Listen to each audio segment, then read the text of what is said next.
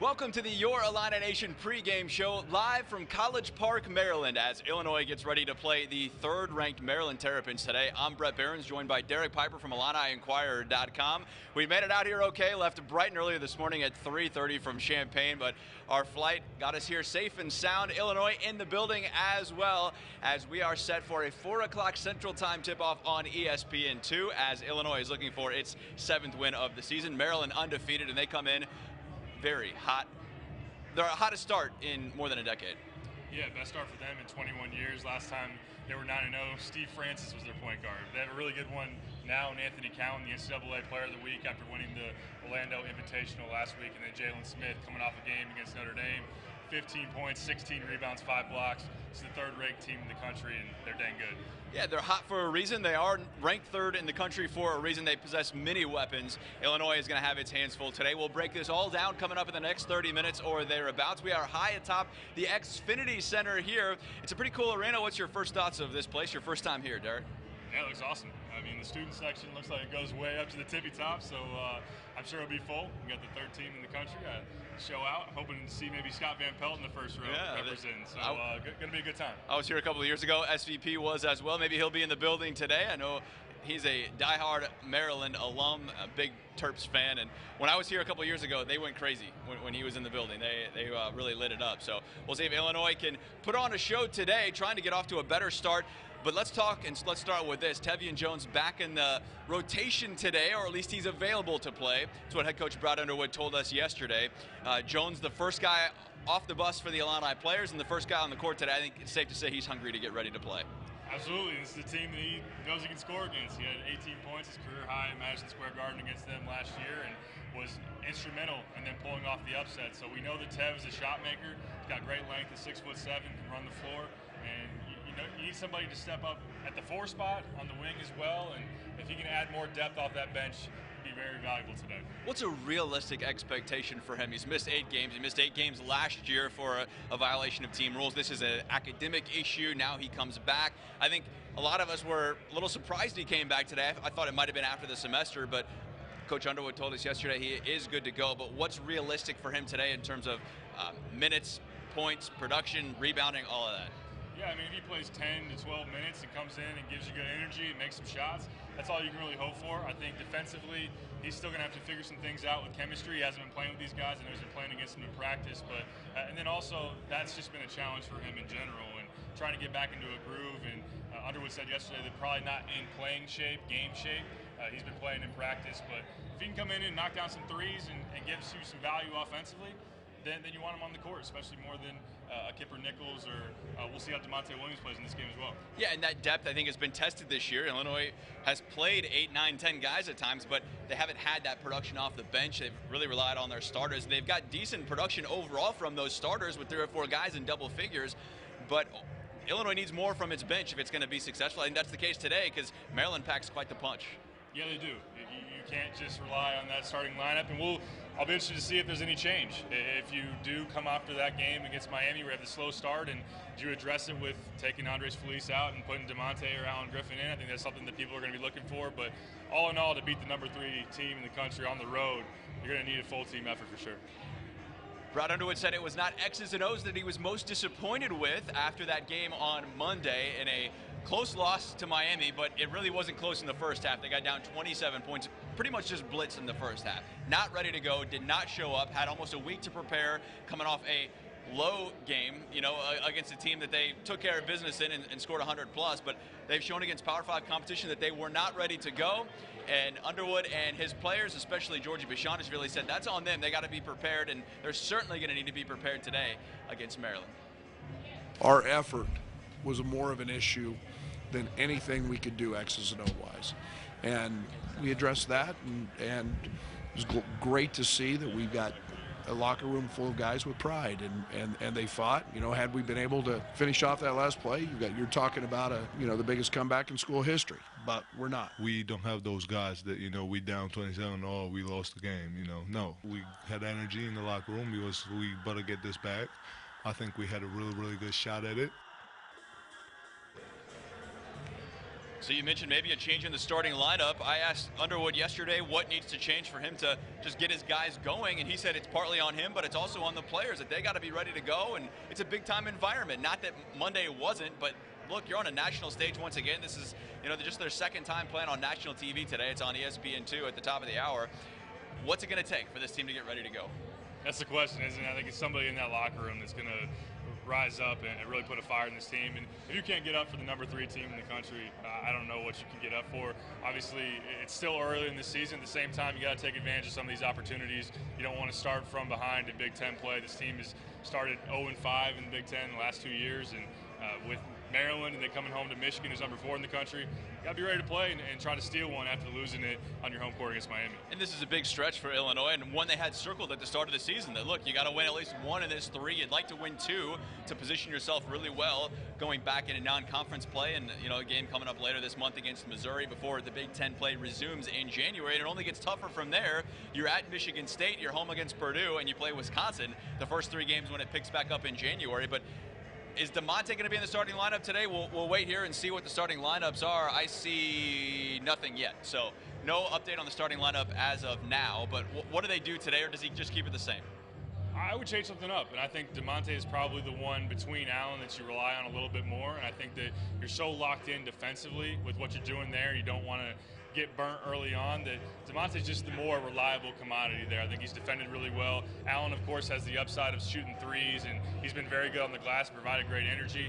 I just think that you maybe trust DeMonte a little bit more in these situations. And from what I've heard, they want to split up the 3-guard lineup a little bit between Dre and Trent and Io, and maybe Andres and Io are better when they're staggered a little bit because they have some of the same strengths, driving the ball and making plays with the ball in their hands. So Dre's used to coming off the bench and getting things done, so maybe that's a route that Underwood chooses. And Maryland's not an overly big team per se. Jalen Smith at 6'10", he possesses the biggest threat, both what he can do on the court and size-wise for Maryland, but they're not an overly long team, I don't think. So maybe they play 4 guards today. I mean, how do they mix up maybe Kofi and Georgie as well, or is that something they even try and do? That's going to be really interesting because Maryland is kind of different this year because last year they have Jalen Smith playing the 4. He's 6'10". They also have Bruno Fernando. Right. Now Jalen's playing the 5, and they play Aaron Wiggins 6'6" at the 4 spot a lot of times in 4-guard lineups. So who is forced to adjust to who?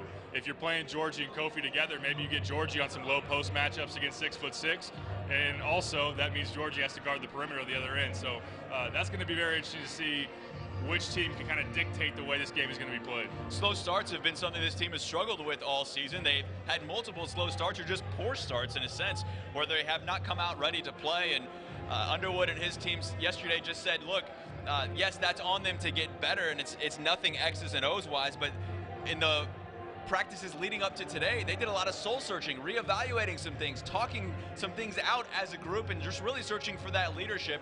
And that's something that I'm not necessarily sure you're excited to talk about in year 3, but that's where this team is at, and that's what they've been doing leading up to today's game. Things back up and kind of reevaluating a lot of things, and been a lot of soul searching and a lot of communicating and talking. And this group is a proud group. We came from 27 down and had a chance to win it. So that'll tell you their pride. They were embarrassed, and so we'll be fine. Jordan, a little bobble, 4 to shoot. Oh, great. I don't think it's ever a good thing when your coach says the players are embarrassed at home when you get down 27. And yes, give them credit that they came back and fought and made it a game, but I think that says a lot about maybe where this team is at a quarter of the way through the season, because as weird as that is to say, at least to me, Derek, we're 8 games in. I mean, this is a quarter of the way through the year. Where does this team find its identity, and how do they, combat these issues to try and play well today?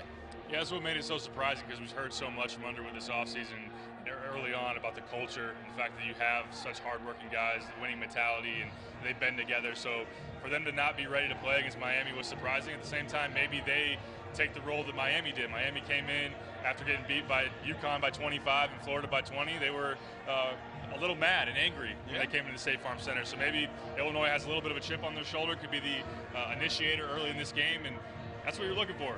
You want them to be dissatisfied with the way they played and to play with an urgency and a desperation today. But I guess maybe the thing to me, Derek, too, is that in year 3, we had talked all preseason about how the culture was already set. That's what the players and Coach Underwood had said. That, look, they're not trying to establish a culture like in year one where he was fighting for his culture, fighting for his team, fighting for his guys effort-wise to play hard.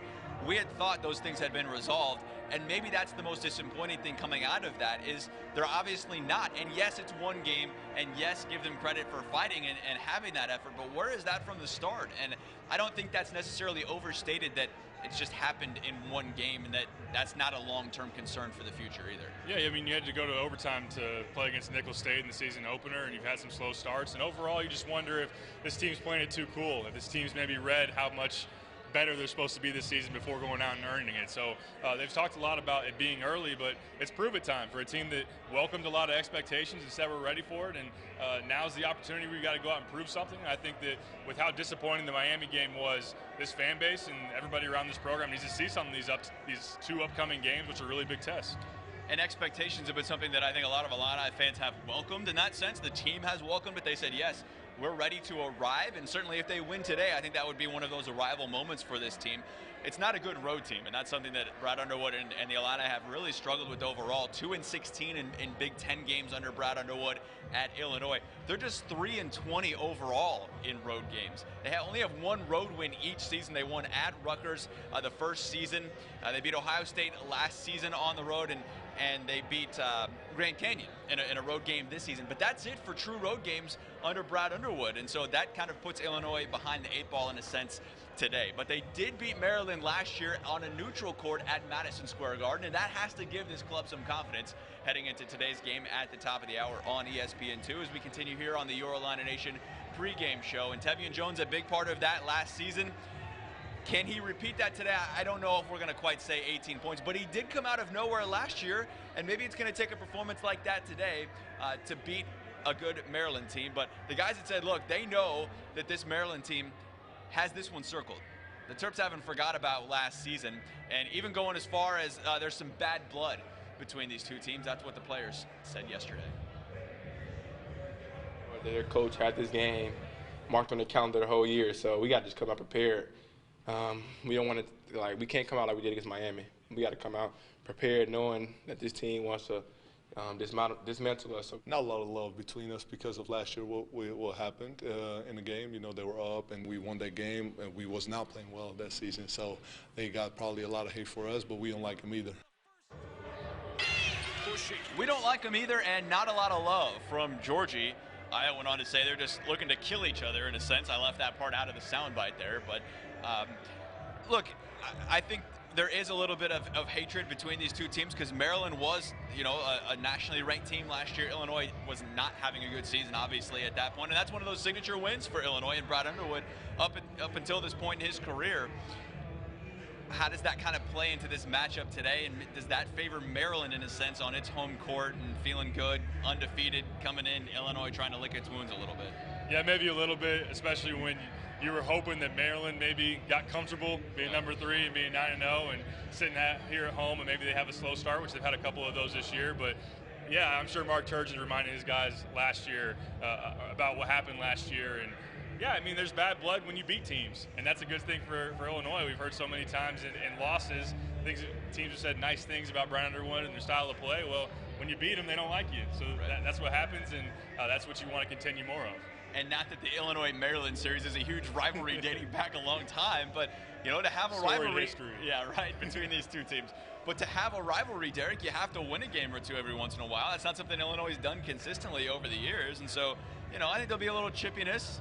Georgie said yesterday he kind of likes that, though, and that plays to him in a sense that he likes when guys talk and get going, and they're certainly going to have plenty of emotion here today. They're expecting a good crowd at the XFINITY Center, and when I was here a couple of years ago, like I mentioned, it's a pretty rocking environment, so I think maybe that will go both ways in that sense. But if I had to guess just right off the start, I'd say that maybe that favors Maryland a little bit more than Illinois because of all that bad blood from last year and taking a loss. You just want Illinois to keep their composure because you don't want them coming in and trying to match some chippiness or focus on extracurriculars when this is a team that has turned the ball over a ton. Yeah. And if you give Maryland those run-out opportunities, be in a big hole real early. All right, let's talk about that. And the turnovers especially have been a huge bugaboo for this team. Really held them back along with the shooting. I don't feel like this team's a great shooting team either, Derek, and that surprised me a little bit because they do have some shooters, some capable guys, but overall, I don't feel like they're shooting the ball all that well. They're not. No, in 7 D1 games, they're shooting 32% from 3, which is in the 200s in KenPom, and you got to be able to knock down open shots, especially with all the attention that's going to be on Kofi inside, post touches for Georgie as well. The scouting report now is just to cheat on Illinois inside, guard Trent Frazier, and really dare anybody else to knock him down. Io's shooting 28% from 3. DeMonte hasn't hit very many. Andres, and go on down the line. So some of those guys, including Alan Griffin, who's very, very capable, need to be able to step up and make shots. All right, let's touch on this a little bit here. Let's start with Io, because I don't feel like he's had a great year. I feel like he's pressing a little bit, trying to do too much, maybe trying to lead his team. And you got to give a guy credit if he's trying to be a leader, but I just don't feel like his shot is there. I asked him yesterday, is he pressing?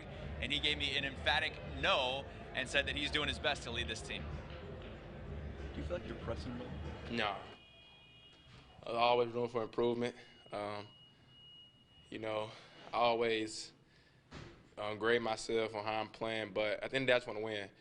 I leave that stuff for, you know, like the off season at the end of the year. Like I always tell myself, it's a marathon, not a sprint. So we're 7 games in. Of course, I know I can play better. I will play better. That's all I can say.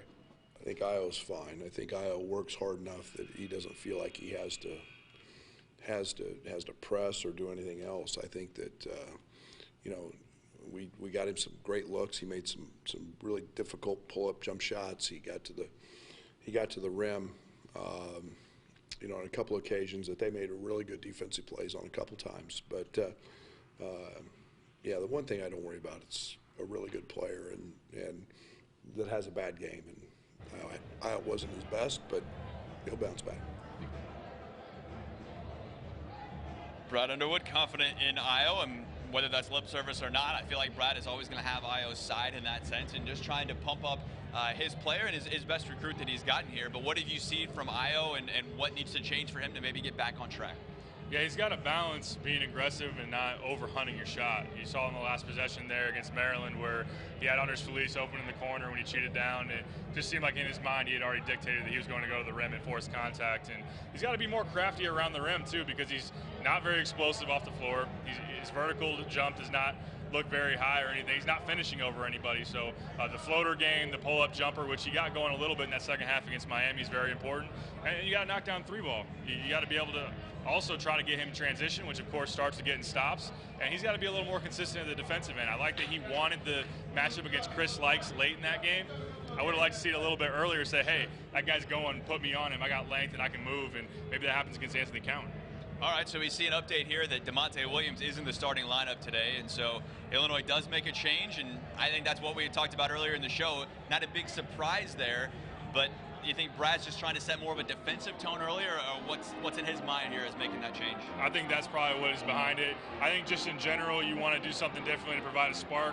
DeMonte gives great energy. He passes the ball on offense, but yeah, defensively, this is a challenge for Illinois. They got to be solid at that end. And then also, as I mentioned, to split up the guards. To have the punch of Andres Feliz off the bench, knowing that if you sub out Io or Trent, Andres can come in and just know that, hey, the ball's in my hands to make plays, and allow to stagger that a little bit between the guards. I think that all of that is a benefit and makes sense. All right, so who do you see these matchups kind of playing today? I mean, it all starts with Cowan.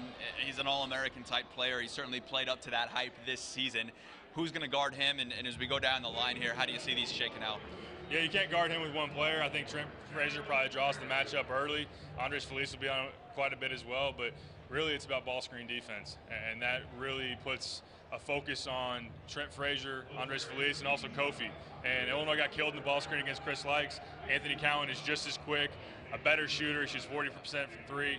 So those two going back and forth, and Kofi's also got to account for Jalen Smith, who's very athletic. He can pick and pop. And that's going to be an interesting matchup at the other end because Kofi's got some size, some more muscle on him, but Jalen Smith can block shots. So those are really the two intriguing matchups.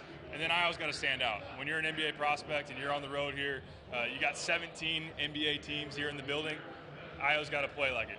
Yeah, and I think this is the game that Iowa's risen up for in the past, too. We've seen last season that the bigger the stage, I thought Iowa did rise up and played his best ball.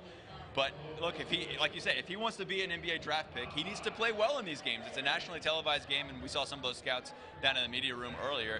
they're here to see several players, and including Io. Maryland's got a couple of those guys as well. A couple other names to watch out for. Wiggins and Ayala, I think both are guys that can really light up the scoreboard. Yeah, you don't want those guys to get hot. Both of those guys shot 40% from three as freshmen. Not as good early on this season. Aaron Wiggins in particular is a matchup problem, particularly when they go four guards. He's 6'6". He's a very good athlete. Quick release, and you got to find him in transition. Those guys get going from three, along with the challenges that Cowan presents and Jalen Smith, and Illinois is going to be in trouble. Do you think, and we kind of touched on this a little bit earlier, but do you think Georgie and Kofi play opposite minutes today, and how does that matchup against Jalen Smith kind of present itself for each guy? Yeah, I think it'll be interesting to see what happens early on. Can you get a foul or two on Jalen Smith, and maybe then you try to go big, and maybe it depends on what Underwood has schemed for today. Do you want to go high-low? Do you want to be able to run with this team? So I think that's just going to kind of a feel thing within the game early on, but I like the opportunity of getting Georgie touches against a 6'6" four guard. But then also, can he guard at the other end? So I think in general, you want to stagger them a little bit more. I think Georgie's more comfortable with the five. And offense really has not been the huge issue for this team. Obviously, they started slow. We all know that against Miami. But I think overall, they've scored the ball okay. They could still be a better shooting team, yes. But Underwood said yesterday all of his concerns are defensively. Stops, right? I mean, can you get stops and can you not turn the ball over? I feel like if they can take care of those things, which are in their control, right? If they can not turn it over and they can figure out how to get stops, they'll be okay. Do they mix some more defenses up as well? Because I thought Brad played every defense in the book against Miami, and he pretty much said after the game, look, I tried everything I could. At some point, the players have to play. Do they stick to man? Do they come out and play a little zone today? You know, do they go box one? How do they kind of present this game today against Maryland? Illinois hasn't been successful playing zone, but I think that you still want to try it. In general, no matter what you're playing, you got to keep the ball in front of you. Anthony Cowan is going to have a defender in front of him, and he's either going to go by you or he's not. But the fact that Cowan, outside of him, this Maryland team hasn't shot the three very well, maybe that encourages you to go zone a little bit. Maybe you have the help inside of Kofi and Georgie to combat against Jalen Smith on the inside. So I think zone makes sense. Just you got to be able to execute no matter what you're in. Take some pride in the defensive end. Yeah, right. And that's something that Brad has not done very well overall. Are you surprised in this sense that they've gone away from that pressure defense? Yes, they've pressured a little bit, but it's not been the all-out, 94 feet pressure that we've seen the last couple of years from Brad, and that's what his staple was. I thought a Brad Underwood team identity was that pressure defense. They've gone away from that. You said after the Italy trip, and I know you wrote about this, that that's when he decided to make a change, but do you mix some more of that in today? Because it's worked for you in the past if you cannot foul. It's a very good point. The rationale made sense to not give teams easy baskets on back cuts, on fouls, but at the same time, now you have a rim protector.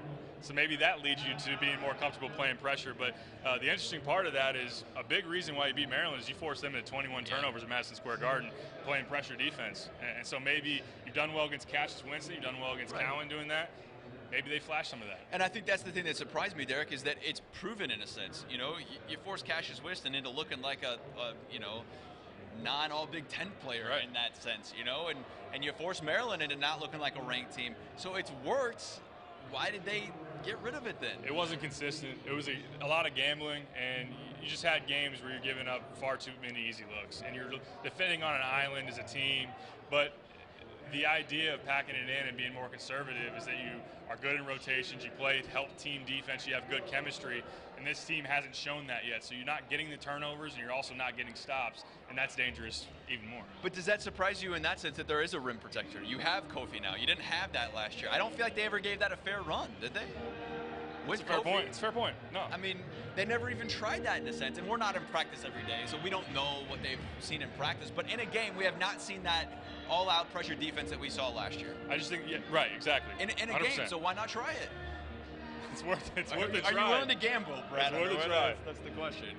All right, well, let's take a look at this matchup here. Illinois and Maryland, 9-0 versus 6-2. I think Maryland's about a 10.5-point favorite. How do you see this one shaking out? Does Illinois cover that spread? Does Maryland go on a big run and win this one big? What do you got for today? Yeah, I think Maryland has been prone to slow starts. I think Illinois hangs early. I think they come out with a lot of energy. Hopefully for them, Io's knocking down some shots and making plays. I think Illinois gives an inspired effort to the first half. Second half maybe gets away from them, maybe gets sloppy with turnovers, and Maryland's just the better team. They have more talent. I think if they get it going from the outside from three, it could get dangerous. I have Illinois losing 82-68. I think that's about right. I'd put it in that same frame. So Illinois does not cover in that sense, right? Correct. I don't think Illinois wins today. And look, we've been wrong before, right? Yeah, absolutely. We were wrong on Monday night when we both said that Illinois would beat Miami. So we'll see how they come out today, how they hang. We'll have all sorts of coverage after the game as well. Head to WCIA.com. No early newscast today, so watch at 10 o'clock for our coverage on TV. Then it'll all be online as well. Make sure to check out Illini Inquirer. Derek will have all sorts of coverage there. What do you have planned for today? Articles on crab cakes, because they're phenomenal. Derek had his first crab cake today before the game. Very good. It was great. Checked out a good place here on the East Coast. We'll see if Maryland's known for more than crab cakes in football. They have known for basketball fairly well. Right. Third-ranked team in the country. Number 3, Maryland versus Illinois. Illinois trying to pull the shocker today. We'll see if they can do it. Make sure to check out IlliniInquirer.com after the game, as well as WCIA.com for all your coverage. For Derek, I'm Bret saying so long for now from College Park. Enjoy the game.